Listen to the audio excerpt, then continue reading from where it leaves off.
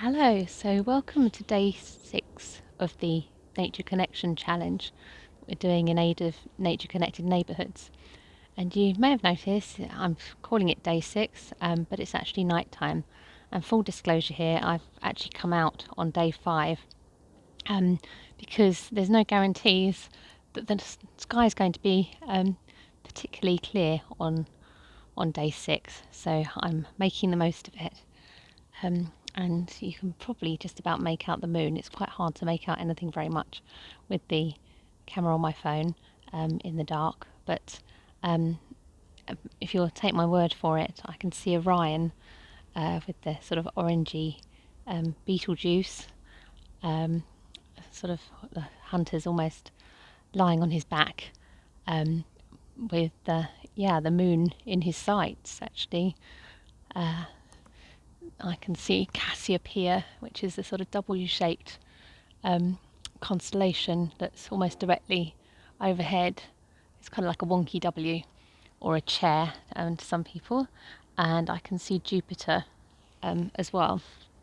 So, yeah, it's there's quite a lot of light pollution here, if I'm honest. So we don't see that many stars, but these particularly bright ones and the planets, particularly bright planets, we can see fairly easily, even with a lot of light pollution. And this is a form of nature connection. It's not just the terrestrial nature, it's our solar system, our universe.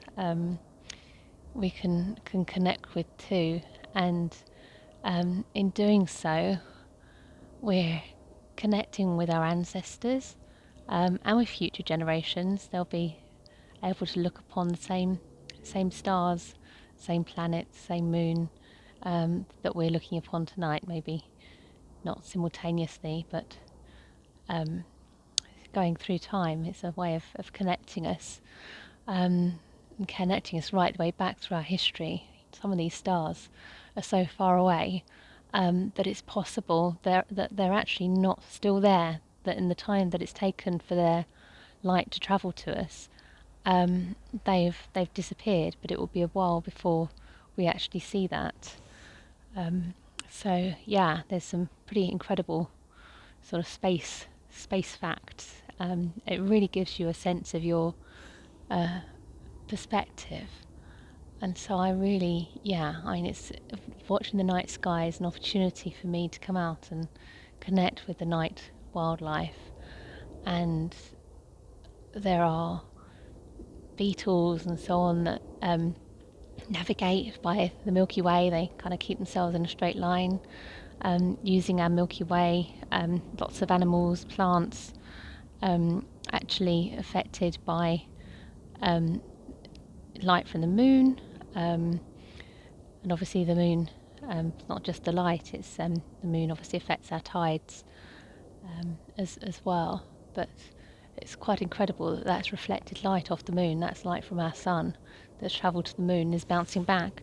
And actually, certainly in a full moon, casts a lot of light on the garden. So yeah, there's really it's really rich connecting with nature through the stars, and worth just getting to know a few of the maybe more common constellations. And as you get to recognise those, then you can maybe learn their nearest neighbours. This is one of the lovely things about this time of year, is that we can get out and do this at a time which is quite civilised. You're not out in the middle of the night having to do this. So it's just lovely, and there's a real peace to it as well. But it's worth just taking it in as many directions as you can see. And it's definitely something that you could do, from indoors if you wanted to. Although it's rather lovely to be outdoors. That opportunity is available, obviously, away from street lights and other kinds of lighting. Otherwise, it's pretty impossible to see anything. But you don't have to be too far away. It's just away from the direct glare of those lights. So I'll leave it there for today or tonight, and see you again at the next Nature Connection video. Take care.